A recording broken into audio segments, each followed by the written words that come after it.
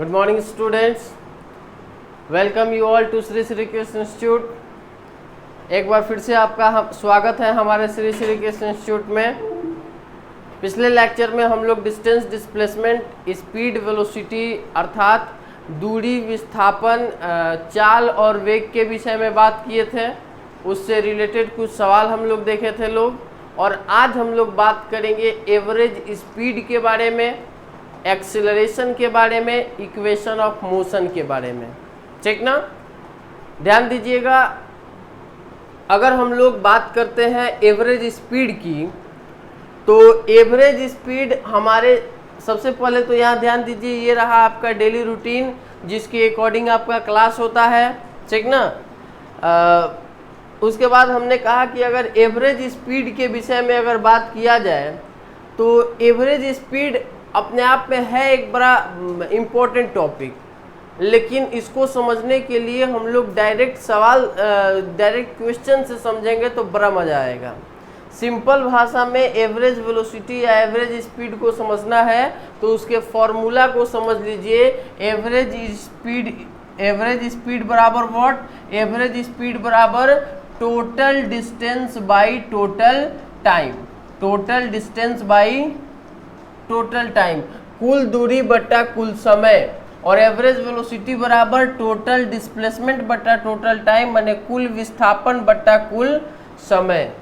ठीक ना।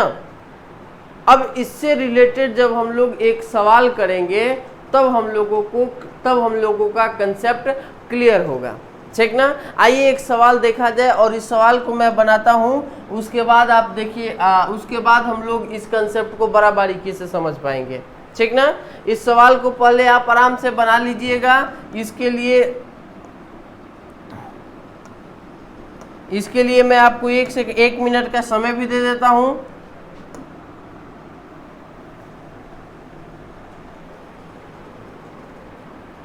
करा है कि a man travel half length of a straight road with a constant speed of 20 metre per second. एक आदमी अपने यात्रा का आधा दूरी जो है 20 मीटर पर सेकेंड के स्पीड से चल रहा है और बचा हुआ आधा दूरी 60 मीटर पर सेकेंड के स्पीड से चल रहा है। तो उसका एवरेज स्पीड यानी औसत चाल क्या होगा, यही बताना है। ठीक ना।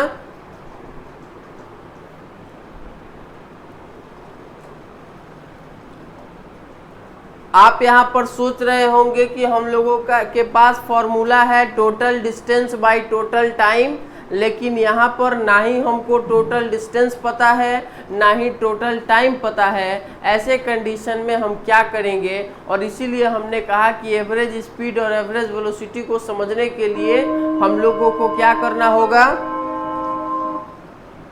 हम लोगों को सवाल के अकॉर्डिंग समझना पड़ेगा। ठीक ना। यहाँ देखिए, पहला आधा दूरी इसको हम लोग यहाँ समझते हैं। क्या कहा गया?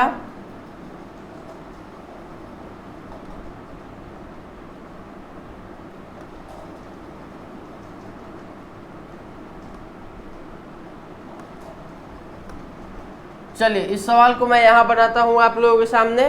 ठीक ना, ध्यान दीजिए। कहता है कि एक ऑब्जेक्ट यहाँ पर है, वो उसको टोटल कितना चलना है, 2x डिस्टेंस चलना है, ऐसा हम मान ले रहे हैं।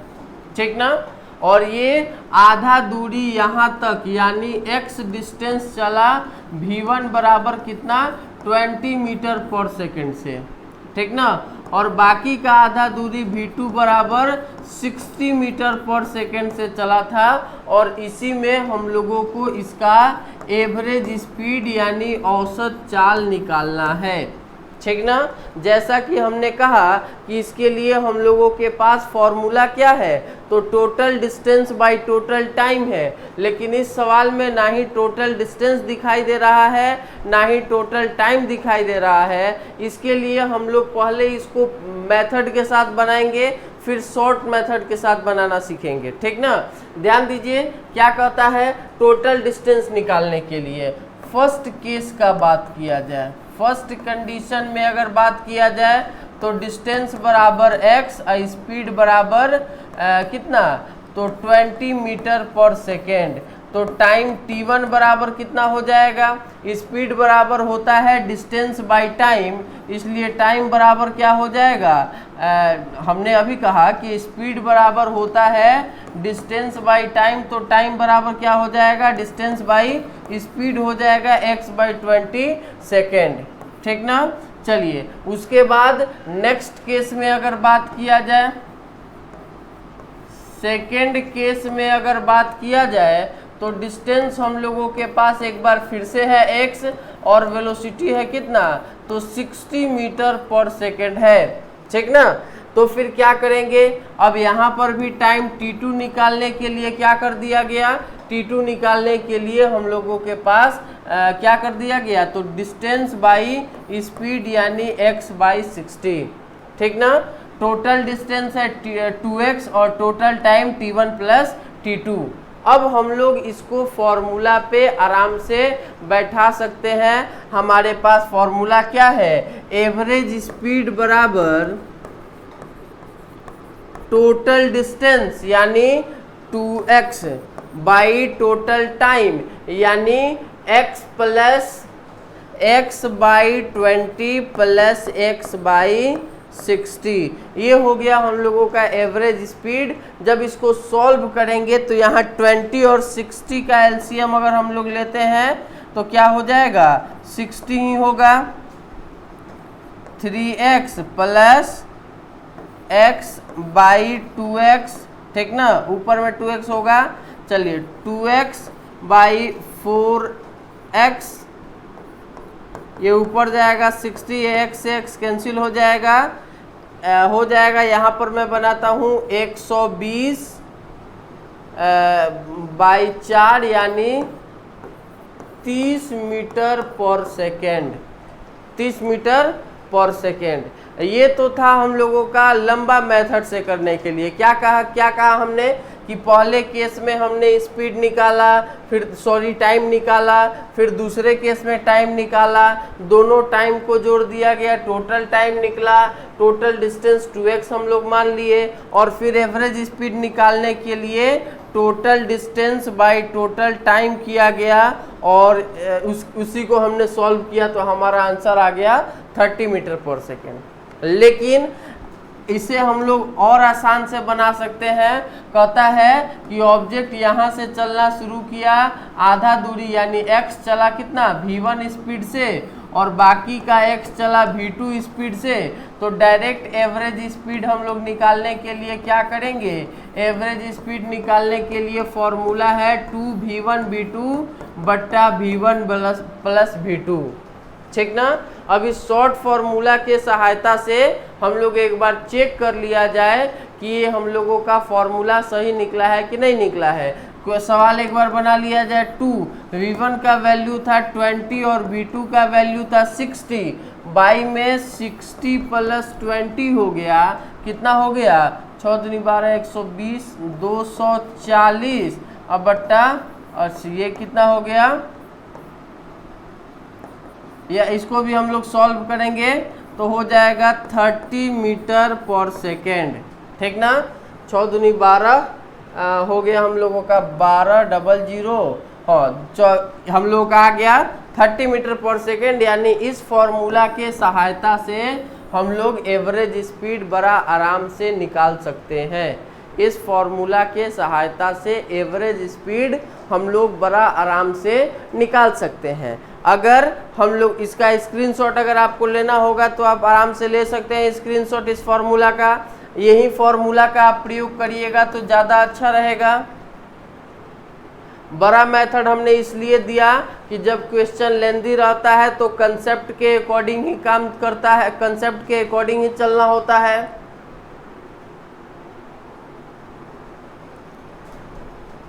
चलिए उसके बाद क्या कहा गया, अगर 3 का बात करता है, 3 का बात करता है मतलब क्या हुआ कि जैसे आप स्क्रीनशॉट ले चुके होंगे, यहाँ पर एक ऑब्जेक्ट है, ये पहला x डिस्टेंस v1 स्पीड से चला, दूसरा x डिस्टेंस v2 स्पीड से चला और तीसरा x डिस्टेंस v3 स्पीड से चला, तो फिर एवरेज स्पीड कैसे निकालेंगे? यहाँ पर एवरेज स्पीड ये या तो पहला जो कंसेप्ट के अनुसार बताए थे उसके अकॉर्डिंग चलना होगा, नहीं तो फिर क्या करेंगे 3v1 v2 v3 बट्टा v1 v2 plus v2 v3 plus v1 v3 formula का प्रयोग करके यहाँ पर हम लोग एवरेज स्पीड निकाल सकते हैं। ठीक ना? उम्मीद है किसी को कोई परेशानी नहीं हो रहा होगा। ठीक ना?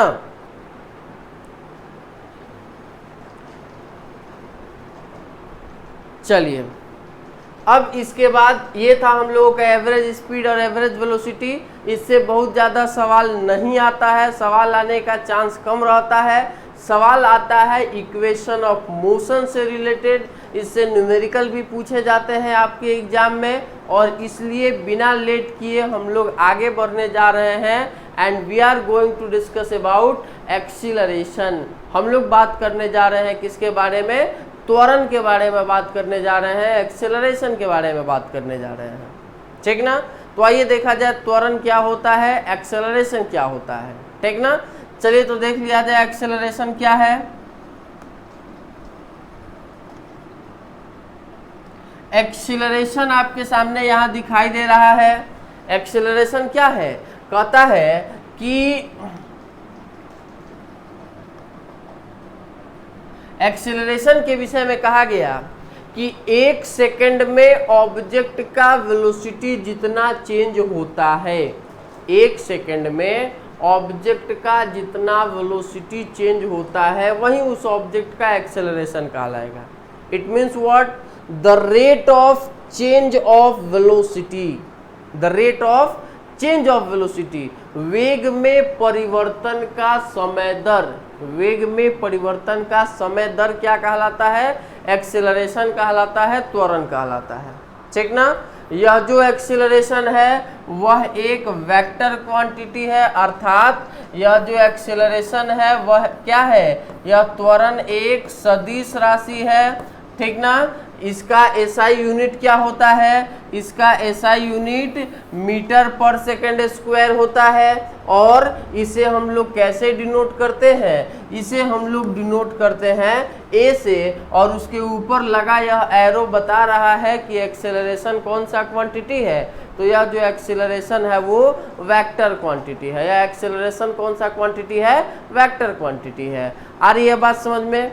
कहा गया कि 1 सेकंड में ऑब्जेक्ट के वेलोसिटी में जितना परिवर्तन आता है क्या कहलाता है? एक्सेलरेशन कहलाता है। प्रति एकांक समय में कहा गया कि वेग में परिवर्तन का समय दर त्वरण कहलाता है। यह सदिश राशि है, इसे ए से डिनोट किया जाता है। इसका एसआई मात्रक यानी एसआई यूनिट मीटर पर सेकंड स्क्वायर होता है।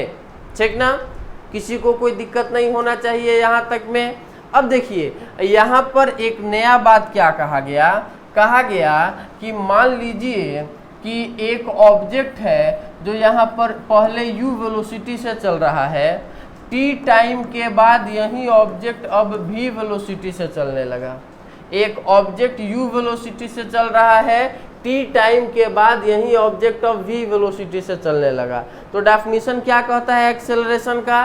डेफिनेशन कहता है कि rate of change of velocity, 1 second में जितना वेलोसिटी चेंज होता है, 1 सेकंड में जितना वेलोसिटी चेंज होता है, यानी क्या करना है?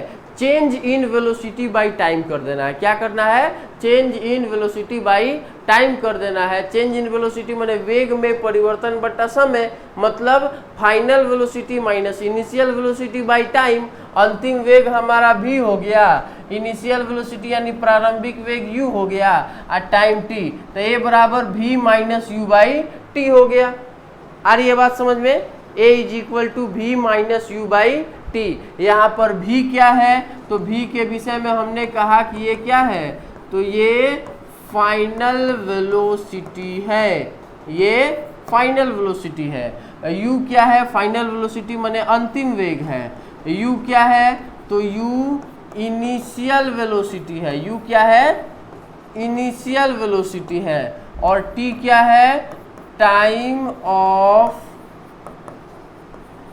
मोशन है, कितना देर मोशन हो रहा है उसका टाइम है। ठीक ना, आ रही है बात समझ में? तब जाके हमारे पास फॉर्मूला आया a बराबर v minus u by T, a बराबर v minus u by T. ठीक ना, अब नया बात देखिए क्या कहता है कि अगर यह जो फाइनल वेलोसिटी है वो इनिशियल वेलोसिटी से छोटा होगा तब।